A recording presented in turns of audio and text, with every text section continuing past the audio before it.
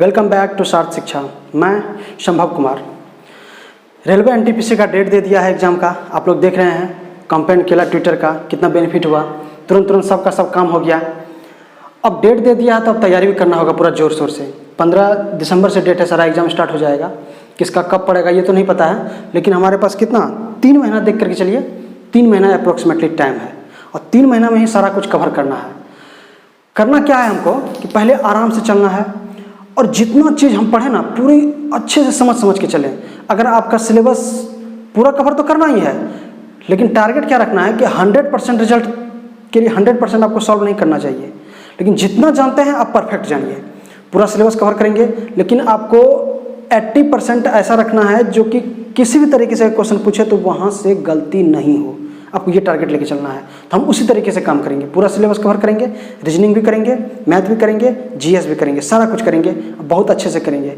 आइए तब तक अपना काम शुरू करते हैं। लगे रहिए, पूरा खुश रहिए। अब टेंशन नहीं लेना है, भर दिन ट्विटर पर नहीं बैठना है, अब पढ़ाई भी करना है कुछ नहीं कीजिएगा तो फिर गड़बड़ा जाएगा। तुरंत 3 महीना बाद कैसे टाइम निकलेगा पता भी नहीं चलेगा। दिवाली है, दशहरा है, सब आएगा उसी 1 महीने के अंदर में। आइए देखते हैं क्वेश्चन। रिमाइंडर थ्योरम चल रहे थे ना, रिमाइंडर थ्योरम का बहुत सारा क्वेश्चन पूछता है। देखिए इसमें क्या है कि हमको क्वेश्चन का टाइप ही सिर्फ बदलना है। किस किस तरीके के क्वेश्चन पूछा जाता है। बहुत हाई लेवल के क्वेश्चन आपसे नहीं पूछेगा, जिस लेवल का क्वेश्चन पूछेगा वही सब चीज़ करना है। देखिए अब प्रीवियस ईयर क्वेश्चन उठाइए, आराम से आपको ये सब चीज़ मिलेगा। क्वेश्चन है 30-34 के निकटतम संख्या जो 12 से विभाज्य हो। एग्जैक्टली ऐसा ही क्वेश्चन पूछेगा आपसे, डाटा से भी चेंज करेगा। 30-34 की निकटतम संख्या जो 12 से विभाज्य हो। क्या करेंगे, कैसे सॉल्व करेंगे इसको। आराम से 12 से भाग दीजिए 30-24 में। 12 दूना 24, 30-34 है, 24 नहीं 34 है, ठीक है। 12 दूना 24, 6 3, 12 5 60, 3 4, तो कितना बार भाग लगेगा 2 बार में। 12 दूना 24, क्या आ गया शेषफल 10। क्या पूछा क्वेश्चन कि 30-34 की निकटतम संख्या, इसके निकटतम संख्या हमको ढूंढना है। अब बताइए इसकी 12 से विभाज्य संख्या कौन कौन हो सकता है। क्या क्या बताएं आपको कि भाज्य में से शेषफल घटा दीजिए तो भी एक आंसर आ जाएगा। क्या मतलब है कि 30-34 में से अगर 10 घटा देते हैं तो ये आ जाएगा 30-24। ये संख्या 12 से विभाज्य होगा। अगर इसको हम 12 से भाग देते हैं तो यहाँ पे रिमाइंडर 0 आएगा, मतलब पूरा विभाज्य होना चाहिए। या इस भाजक में से शेषफल को घटा करके वो ऐड कर देंगे। क्या करना है, 30-34 में जोड़ना है। क्या जोड़ना है, तो भाजक है 12 माइनस 10, ये शेषफल जोड़ देंगे तो ये क्या आएगा 30-36। तो 2 संख्या आ रहा है, एक 30-24, एक 30-36। हमको अगर एक बार शेषफल मिल गया तो 30-34 की निकटतम संख्या जो 12 से विभाज्य हो, 30-34 से छोटा लेंगे तो 30-24 है जो 12 से विभाज्य है। अगर इससे बड़ा लेंगे तो 30-36 है जो 12 से विभाज्य है। तो हमको क्या करना है, इसमें आंसर क्या होगा, निकटतम संख्या पूछा है तो ये 30-36 लगा देंगे आंसर। देख रहे हैं 30-36 आंसर आ गया। निकटतम संख्या के लिए क्या किए, एक बार ये निकाल के देखें छोटा वाला कौन सा है, एक बार बड़ा निकाल के देखें तो बड़ा से हमारा आंसर आ गया। तो ऐसे ऐसे क्वेश्चन को आप सॉल्व करेंगे, ठीक है, इस तरीके से। चलिए इसी क्वेश्चन को हम थोड़ा सा और मॉडिफाई करते हैं, दूसरे तरीके से पूछते हैं, ठीक है। यहाँ 12, ठीक है। क्वेश्चन है 30-29 की निकटतम संख्या जो 12 से विभाज्य हो। क्वेश्चन वही है, थोड़ा सा चेंज कर दिए। देखिए क्या करना है आपको, यहाँ 30-34 की जगह 29 कर देते हैं, ठीक है। पूरा हटाते हैं इसको। ये क्या 30-29 है, इसमें भाग देते हैं तो फिर वही से 2 बार में 24, 6 2, 12 5 60, 2 29। अब ये 29 आया तो 12 दूना 24, यहाँ शेषफल बचा 5।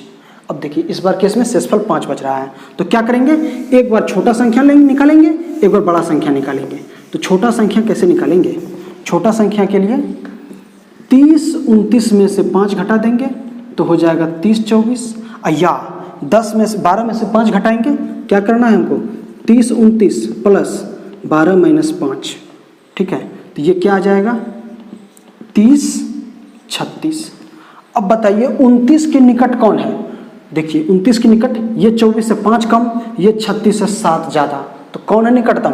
निकटतम संख्या ये है। देखिए एक बार शेष घटाने से आंसर आ रहा है, कभी भाजक में से शेषफल घटा करके जो जोड़ते हैं वो बड़ी से बड़ी संख्या निकालने में, एक बार वो आंसर आ रहा है। तो आपसे कभी ये क्वेश्चन पूछ सकता है, कभी ये इससे रिलेटेड क्वेश्चन पूछ सकता है। तो निकटतम संख्या निकालने के लिए यही दो तरीका है। आपसे अलग अलग टाइप का क्वेश्चन पूछेगा, यहाँ डाटा दूसरा रहेगा, यहाँ डाटा दूसरा रहेगा, बोलेगा निकटतम संख्या हमको चाहिए, तो हम क्या करेंगे? भाग देंगे, देख लेंगे कि शेषफल घटाने से निकटतम आ रहा है या भाजक माइनस शेषफल को जोड़ने से निकटतम आ रहा है, वो आंसर कर देंगे। ठीक है, इस तरीके के क्वेश्चन आपसे पूछा जाएगा।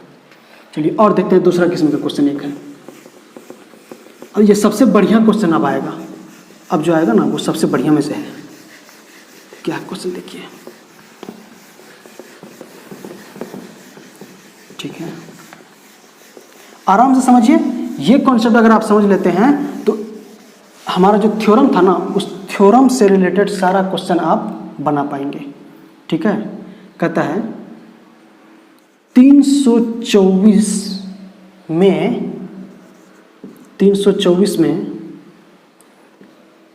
15 से भाग देने पर, क्वेश्चन देखिए, 15 से भाग देने पर 9 शेष बचता है, 9 शेष बचता है। ठीक है, तो 5 से भाग देने पर, 5 से भाग देने पर क्या शेष बचेगा? क्या शेष बचेगा? ठीक है, ये क्वेश्चन है। 324 में 15 से भाग देने पर 9 शेष बचता है, तो उसी संख्या में, मतलब ये 324 में 5 से भाग देने पर क्या शेष बचेगा? आप इस क्वेश्चन को 5 से भाग दे करके भी सॉल्व कर सकते हैं। 5 6 के 30, 2 4, 5 चौ 20, 4 शेष बचेगा। ठीक है, ये क्वेश्चन इस तरीके से भी आप सॉल्व कर सकते हैं। लेकिन क्या होगा, जब ये क्वेश्चन आगे बढ़ेगा ना, तो आपका ये 324 गायब कर देगा।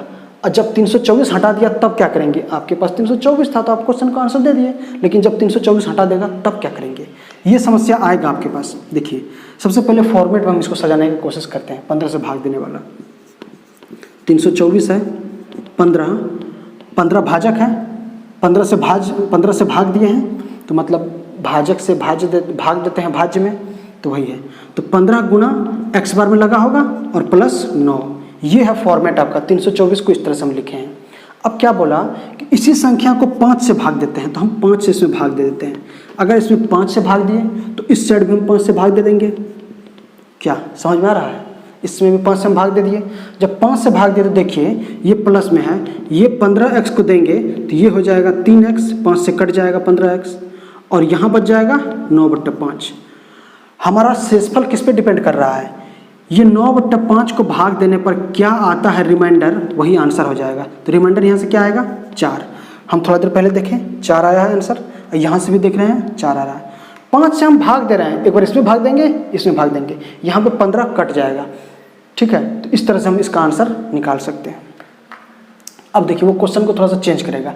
ऐसे आपको करना, क्या किए हैं हम, ये जो पर्सन था ना इसको भाग दिए तो हमारा कट गया, सिर्फ शेषफल को भाग देने से ही हमारा काम बन गया है।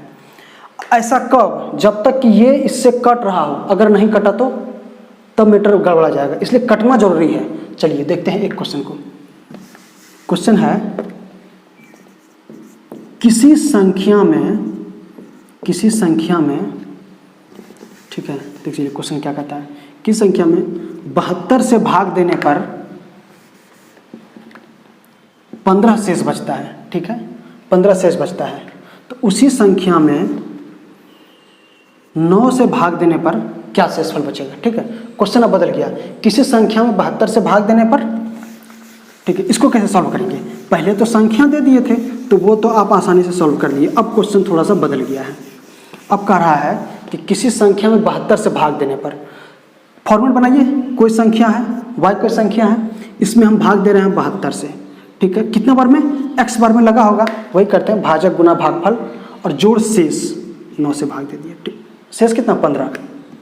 ध्यान रखिए ये सब चीज़, 15 शेष। ठीक है, अब बोला उसी संख्या को 9 से भाग देते हैं। ये संख्या है, इस संख्या को 9 से भाग देते हैं, तो इसमें भी इसके बराबर ये है, इसमें भी हम 9 से भाग दे दिए। 9 से भाग दिया, अब देखिए बराबर बराबर है, यहाँ जोड़ है, इधर है। कैसे कैसे भाग देंगे, 9 से 72 में भाग देंगे तो 8x प्लस 15/9। हम देख क्या रहे हैं कि यदि 9 से कट रहा हो 72, 9 क्या है 72 का गुणनखंड है, ये आ रहा है तो हमारा ये तो कट ही जाएगा, सिर्फ 15 में भाग देंगे तो काम बन जाएगा।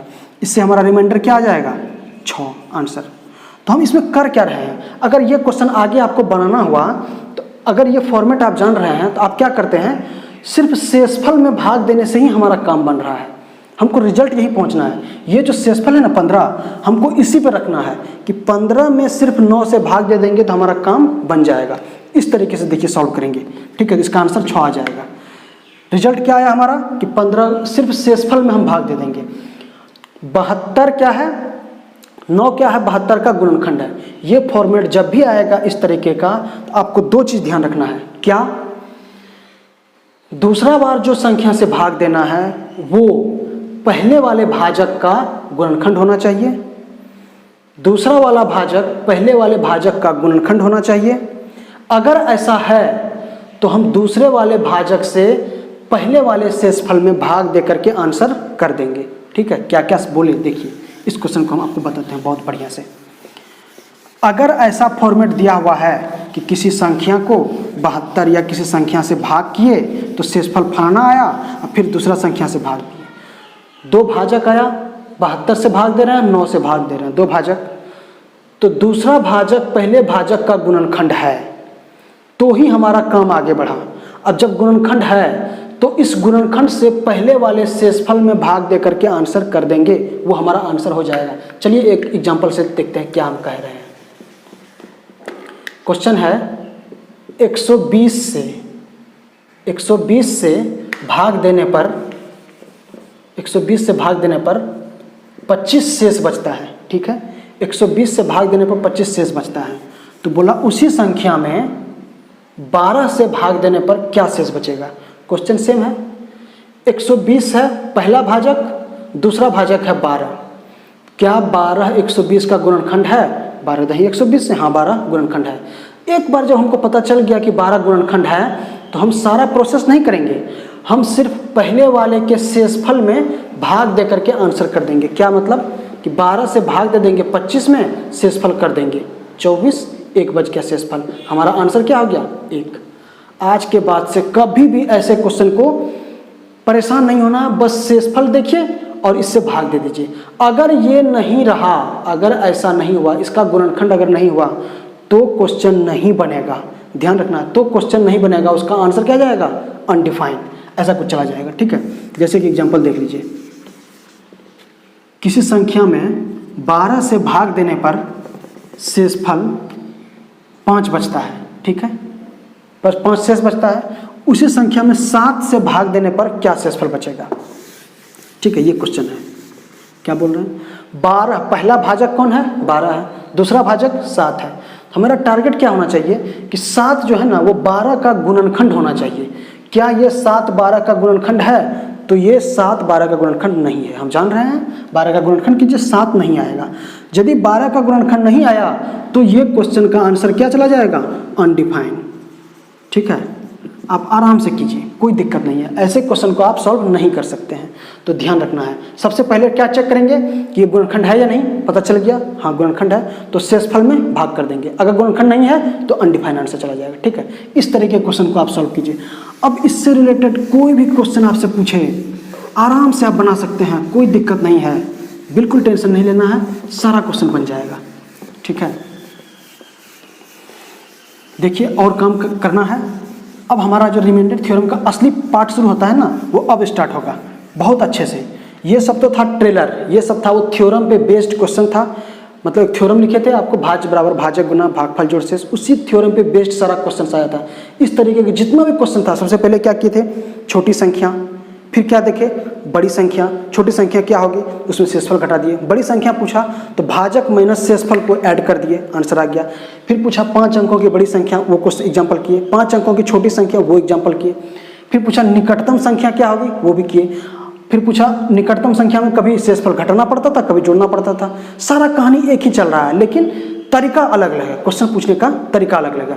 फिर दूसरा टाइप का जो क्वेश्चन आया वो क्या कहा कि दो भाजक आ गया, दो भाजक आया, उसको भी हम देखिए किस तरीके से करना है, शेषफल को भाग दिए, आराम से काम कर दिए। तो ये सारा कहानी यही खत्म होता है। अब हम दूसरे तरीके के फैक्टर्स को यूज करेंगे, अलग अलग तरीके का मेथड यूज करेंगे, सारा क्वेश्चन बनाएंगे।